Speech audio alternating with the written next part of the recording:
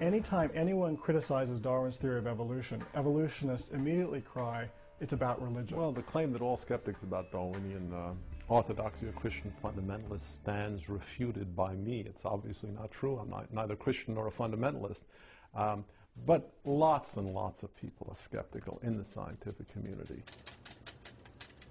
I became skeptical of Darwinian evolution early on, outside of any religious influence, just because of the complexity that I was learning about in the cell, and we use the word elegant in genetics.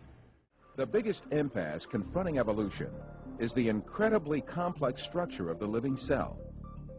Every living thing on Earth is made up of cells 1/100th of a millimeter in size. Some living things are made up of a single cell. Yet even these single-cell organisms are remarkably complex in their composition.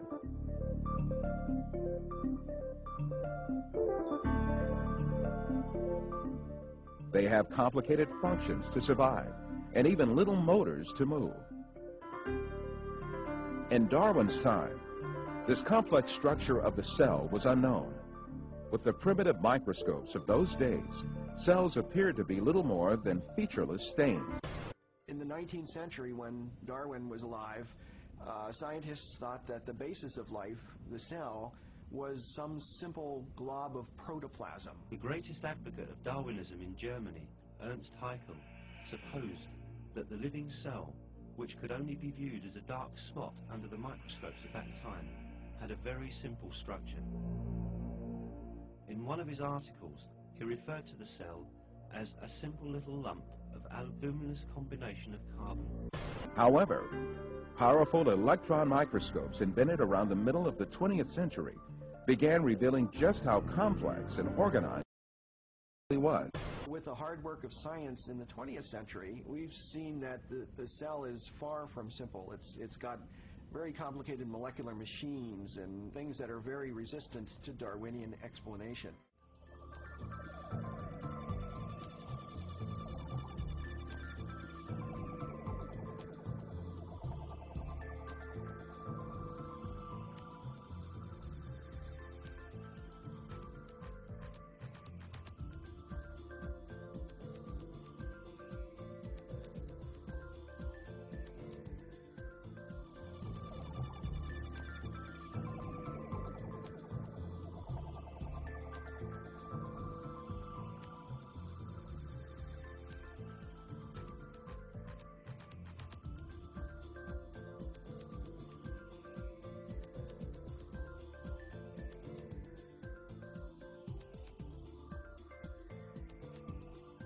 Cell may be the most dynamic. It is one mass of activity going on, bringing information out from across the cell, opening doors, closing doors, motor molecules. Actually, motor molecules moving along tracks. It is probably one of the most dynamic physical systems in the universe.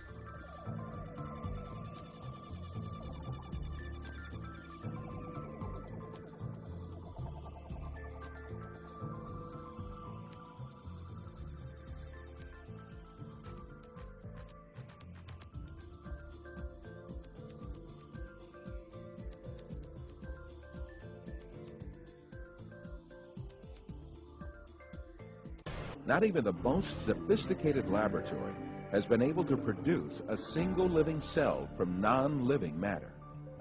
Indeed, this is fully acknowledged to be impossible, and efforts to produce living cells from non-living matter have been abandoned.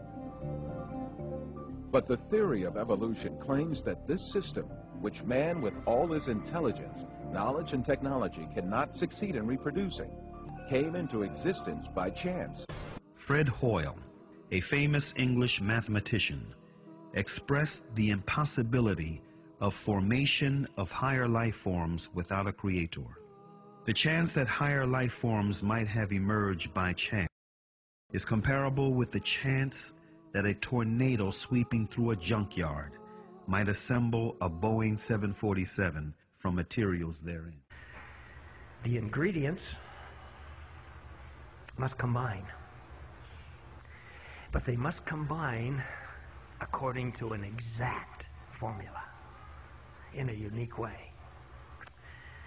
the living molecules in your body that have protein, enzymes, DNA, programming in them, the very simplest is made up of many hundreds of components. So 100 components would have one chance in 100 million, billion, billion, billion, billion, billion chances of being correct. But you see, the 100 components actually also have 4 chemical elements in each one. and really the simplest living cell that can replicate itself has 400 components. So now we've got 4 times 400, which is 1,600. So we've got 1,600 components, and that would be, well, 1 in 167,636 zeros following. That would be the odds against such a right combination. And wait a minute. Oh, you say, but that's a very rare thing, those kind of cells with those components. Do you know what, my dear brother and sister? You have a brain with 10 billion components.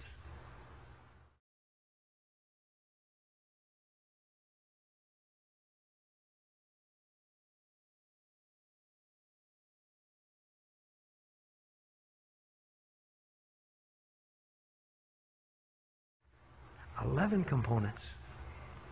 There would only be one chance in 39,916,800 that they could combine correctly. Modern biochemistry has also revealed the unimaginably complex design of the DNA molecule.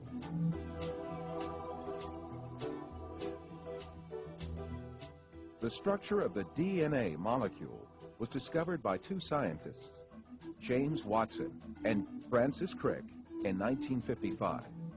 Their discovery demonstrated that life was much more complex than anyone had previously envisioned. Himself a confirmed evolutionist, Francis Crick, who received a Nobel Prize for this discovery, came to confess that a structure like DNA could never have emerged by chance. Think of a cell as being a nanofactory, a factory where, on a very small scale, digital instructions are being used to make the components of the factory. Here we have the famous DNA double helix. You can see the 2 helical strands that are intertwined and wind around each other on the outside of the molecule. This is the material that stores all of our genetic information. In higher life forms, this will be the equivalent of something like a gigabyte of information stored in the molecules that form the individual chromosomes, all packed within the nucleus, which is a tiny fraction of the entire cell size. So what does DNA do? Well, the information in DNA ends up providing the information for sequencing the amino acids to make protein. We have information in a 1-dimensional form that provides the information for a 3-dimensional form. If we attempt to write down the information in the DNA, this would take up approximately 1,000,000 pages.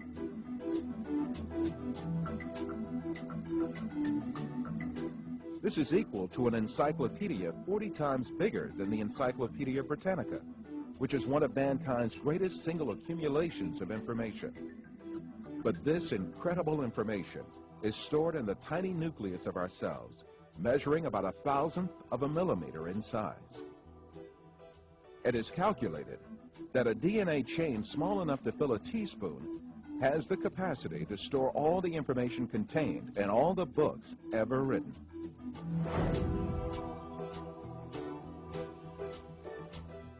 Of course, such an amazing structure could never have been. The theory of evolution, which sees life as the result of mere coincidences and haphazard happenings, is helpless to explain anything in the face of the incredible complexity of DNA. The information that is stored in the DNA molecule is pointing back to a designing intelligence. Now, why do I say that? It has to do with what we know about the cause and effect structure of the world. Our local hero in Seattle, Bill Gates, says that DNA is like a software program, only much more complex than any we've ever created. And that's a very suggestive remark because we know that programs always come from programmers. And in fact, we know generally that information, whether it's in a computer program or a hieroglyphic inscription or in a headline in a newspaper or a block of text in a book, information always comes from an intelligent source. So when we find information in the DNA molecule, the most logical thing to conclude is that it, too, had an intelligent source. Now, Dr. Werner Gitt is an information specialist. Since we're talking about information, we'll go to an information specialist. He wrote a book called In the Beginning Was Information that you and I both love. And in his book he says this: a code system is always the result of a mental process. It requires an intelligent origin or inventor. It should be emphasized that matter as such is unable to generate any code. All experiences indicate that a thinking being voluntarily exercising his own free will, cognition, and creativity is required. He goes on to say, there is no known law of nature, no known process, and no known sequence of events which can cause information to originate by itself in matter. Now, do you realize what a serious problem that is for the evolutionist? It's a tremendously serious problem. Here's an information specialist saying that information never comes from naturalistic processes. It always requires intelligence. A living cell is comprised of thousands of tiny parts that work in harmony.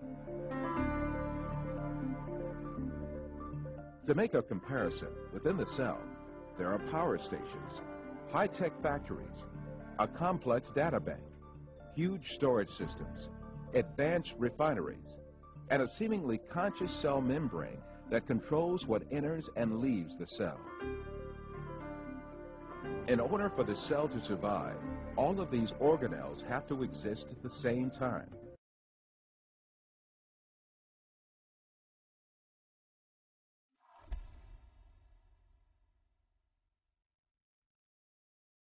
Irreducible complexity was coined by Mike Behe in describing these molecular machines. Basically what it says is that you have multi-component parts to any given organelle or system in a cell, all of which are necessary for function. That is, if you remove one part, you lose function of that system.